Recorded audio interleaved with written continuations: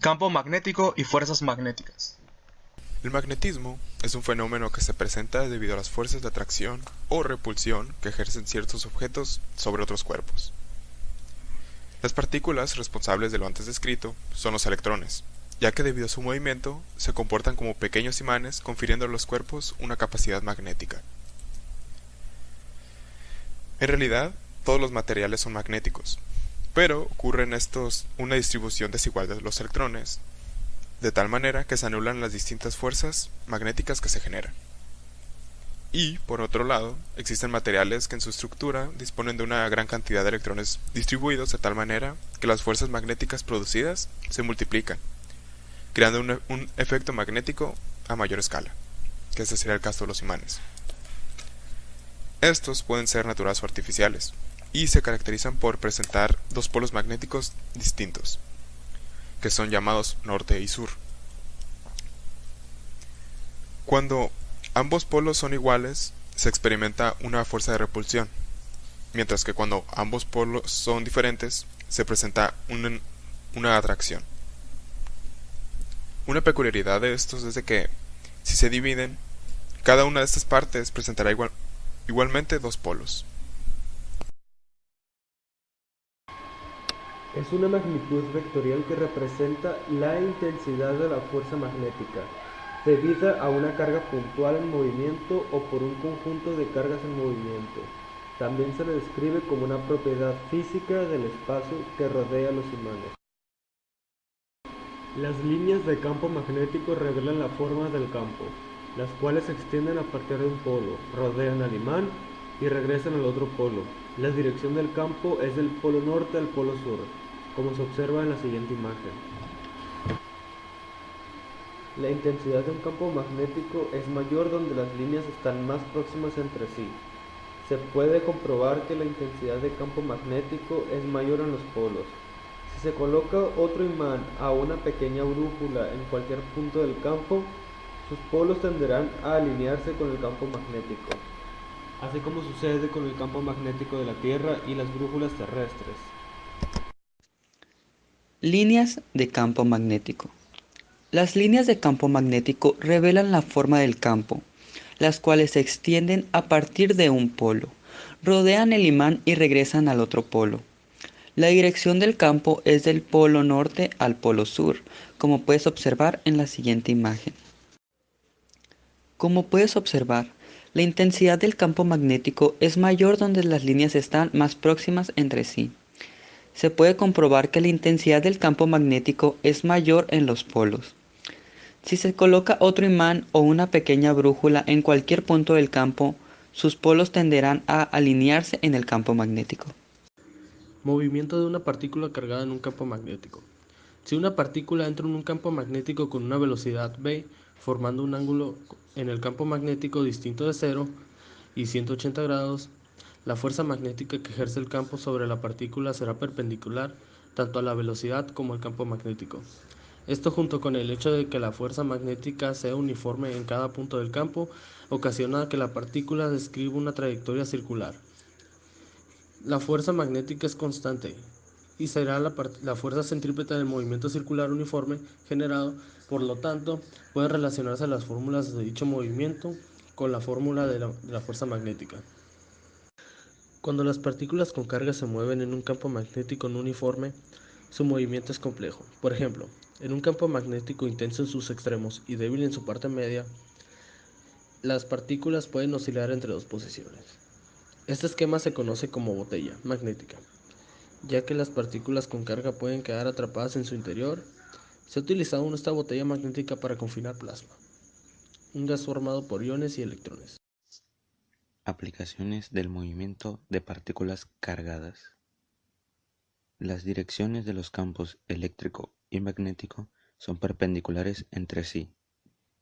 El caso particular más importante es el selector de velocidades. Se compensan las fuerzas que ejercen el campo eléctrico y el campo magnético sobre una partícula cargada que se mueve con velocidad. La partícula sigue una trayectoria rectilínea. Movimiento en el campo eléctrico. Una partícula cargada que está en una región donde hay un campo eléctrico experimenta una fuerza igual al producto de su carga por la intensidad del campo eléctrico. Si la carga es positiva, experimenta una fuerza en el sentido del campo. Si la carga es negativa, experimenta una fuerza en sentido contrario al campo. Si el campo es uniforme, la fuerza es constante y también lo es la aceleración.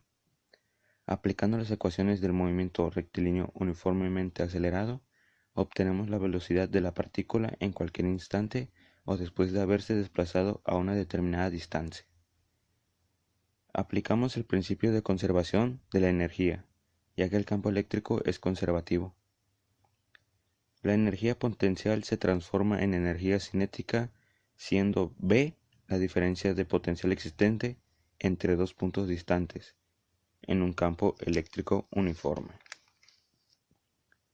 Movimiento en un campo magnético. Una partícula que se mueve en un campo magnético experimenta una fuerza.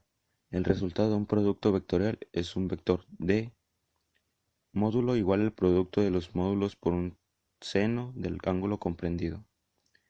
Dirección perpendicular al plano formado por los vectores de velocidad y el campo, y el sentido se obtiene por la denominada regla del sacacorchos. Si la carga es positiva, el sentido es el del producto vectorial. Si la carga es negativa, el sentido de la fuerza es contrario al del producto vectorial. Una partícula cargada describe una trayectoria circular en un campo magnético uniforme. El radio se obtiene a partir de la ecuación de la dinámica del movimiento circular uniforme, que es fuerza igual a masa por aceleración normal. Si estos dos campos se llegan a cruzar, hay tres opciones de que ocurra esto. Desviación nula de la partícula. Una carga eléctrica se mueve con una velocidad desconocida a lo largo del eje horizontal, que es el X. Movimiento bajo la acción del campo eléctrico. Cuando se elimina el campo magnético, la partícula se mueve bajo la acción de la fuerza eléctrica de la región del condensador. Movimiento bajo la acción del campo magnético. Aquí la partícula experimenta una fuerza debida al campo magnético, cuya dirección y sentido viene dada por el producto vectorial. Fuerza magnética sobre un conductor que transporta corriente. La fuerza magnética es la parte de la fuerza electromagnética total o fuerza de Lorentz que mide un observador sobre una distribución de cargas en movimiento. Las fuerzas magnéticas son producidas por el movimiento de partículas cargadas, como por ejemplo electrones, lo que indica que la estrecha relación entre la electricidad y el magnetismo. Un conductor es un hilo o alambre por el cual circula una corriente eléctrica. Una corriente eléctrica es un conjunto de cargas eléctricas en movimiento. Ya que un campo magnético ejerce una fuerza lateral sobre una carga en movimiento, es de esperar que los resultantes de la fuerza sobre una carga resulten en una fuerza lateral sobre un alambre por el que circula una corriente eléctrica. Cuando una corriente eléctrica circula por un conductor, se crea un campo magnético. Cada carga que fluye a través del conductor experimenta una fuerza magnética. Si la cantidad de cargas pasa a través de la longitud del alambre con la velocidad media perpendicular al campo magnético, la fuerza neta sobre este segmento de alambre será fuerza igual al total de cargas por la velocidad media por el campo magnético. La velocidad media para cada carga que recorre la longitud en tiempo es longitud sobre tiempo. Entonces, la fuerza neta sobre la longitud completa es fuerza igual a carga total, longitud sobre tiempo por el campo magnético. Y cabe aclarar que la fuerza sobre el conductor por el que fluye la corriente depende del ángulo en que forma la corriente con respecto a la densidad de flujo. El tema en el cual nos concentraremos a continuación es fuerza y par de torsión sobre una espira de corriente. El fenómeno que nos interesa analizar es el siguiente. Aquí tenemos una espira sobre la cual pasa una corriente que está inmersa en un campo magnético. Y lo que va a pasar es que va a suceder un momento de torsión o torque en esta espiral, lo cual va a hacer es que gira alrededor de un eje y generalmente va a pasar por su centro de masa.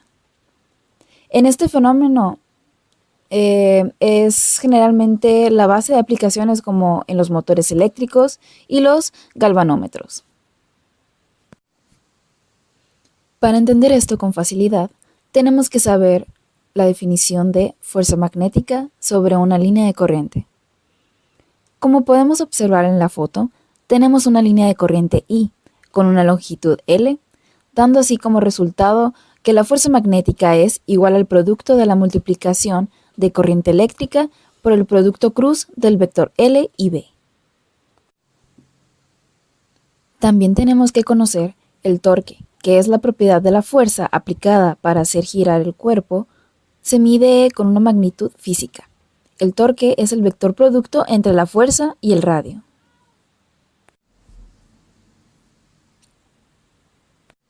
A continuación se nos presenta esta situación. Podemos describir que la espira rectangular, conductora de lados A y B, está inmersa en un campo magnético uniforme B, de dirección Y. Podemos decir también que la corriente I fluye a través de la espira. No existe fuerza magnética neta sobre alambres que lleven la corriente a la espira. También la espira está suspendida de forma que puede girar libremente alrededor de cualquier eje. Y si podemos ver, la espira está orientada de modo en el que el eje Z se encuentra en su plano. El plano de la espira está indicado por un vector n perpendicular a este. Está en la parte de en medio. Y para conocer su dirección, se utiliza la regla de la mano derecha, que en este caso los dedos de la mano derecha indicarían la corriente, que es el rectángulo central que se ve en la imagen. El dedo pulgar indicaría la dirección del vector n, que además este vector forma un ángulo θ con el campo magnético, que está dirigido hacia el eje Y. Al existir una corriente inmersa en una zona de campo magnético entre los segmentos 1, 2, 3 y 4, como se pueden ver en la imagen, se tendrá una fuerza magnética sobre ellos. Sabiendo todo esto, lo siguiente que hay que hacer es obtener la fuerza sobre cada una de las porciones de la espira. Y además, hay que analizar si hay algún torque neto que permita hacer girar a la espira. A continuación nos enfocaremos en los lados 2 y 4. Como son dos fuerzas iguales y opuestas, no contribuyen a la fuerza neta sobre la espira.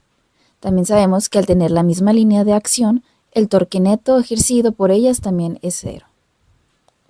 Vamos a hacer el cálculo aplicando la regla de fuerza magnética sobre corriente y veremos que la fuerza 2 va a ser igual a corriente por el lado B, por la magnitud del lado magnético, por seno de θ en dirección K, que vendría siendo Z. Por lo tanto, la fuerza 4 dará lo mismo, pero con el signo contrario, ya que tienen la misma magnitud, pero el sentido opuesto, que no van a contribuir a la fuerza neta sobre la espira, pero que además se van a aplicar sobre la misma línea, por lo cual esas fuerzas no van a provocar un giro, es decir, un torque neto. Pero bien, esto no ha concluido aún. Aún nos quedan las fuerzas de los lados 1 y 3. En la siguiente imagen podemos ver, es el mismo fenómeno, pero con vista desde planta. Nótese que las fuerzas 1 y 3 son perpendiculares a la dirección del campo magnético. Como son dos fuerzas iguales y opuestas, no contribuyen a la fuerza neta sobre la espira. Al realizar los cálculos correspondientes, que sería fuerza 1 es igual a la corriente eléctrica por la magnitud del campo magnético en dirección del vector I, y por ende, la fuerza 3 sería exactamente lo mismo, pero en dirección del vector I negativa. Y por lo que ya sabemos, podemos decir que su fuerza neta sobre la espira va a ser 0, pero en esta ocasión los torques no se cancelan, sino que ambos van a favor de las manecillas del reloj. Entonces, el efecto neto va a ser un giro de la espira alrededor de un eje paralelo a Z, que sería el punto O, y la dirección de rotación del vector n va a tender a alinearse con el campo magnético. Las fuerzas 1 y 3 tienen brazos de palanca en torno al eje Z, de B sobre 2 por seno de θ, y así, el torque total de la espira va a ser 2 veces el brazo de palanca, que es B, medios, seno de θ por la corriente eléctrica, por el lado A, por la magnitud eléctrica. por lo que al final va a quedar la corriente por el producto de los lados por B por seno del ángulo θ entre el vector normal y el vector del campo magnético. Cuando n está alineado con el vector campo magnético, el torque es 0. A continuación, tenemos que para una bobina de n vueltas, donde A es igual a A por B, que es el área de la espira, tenemos que el torque sería N por la corriente, por el área de la espira, por el campo magnético, por seno del ángulo.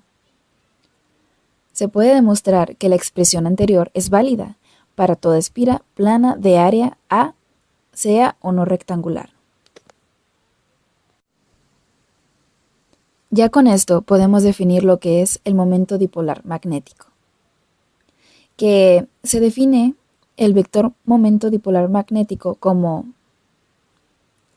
mu vector igual a una constante mu por el vector n.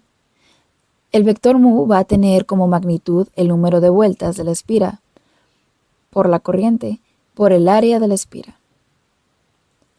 A partir de esto se puede expresar el torque sobre la espira como el torque, que es igual al producto cruz entre el momento dipolar magnético y el campo magnético. Ahora les presentamos dos ejemplos diferentes. Si el momento dipolar magnético es perpendicular al campo magnético, como en la primera imagen, se tendrá una situación donde el torque es máximo. Por ejemplo, siendo aquí θ igual a 90 grados, lo que daría seno de θ es igual a 1. Pero, si son paralelos, se tendría un torque nulo, siendo θ igual a 0 y seno de θ por ende también igual a 0.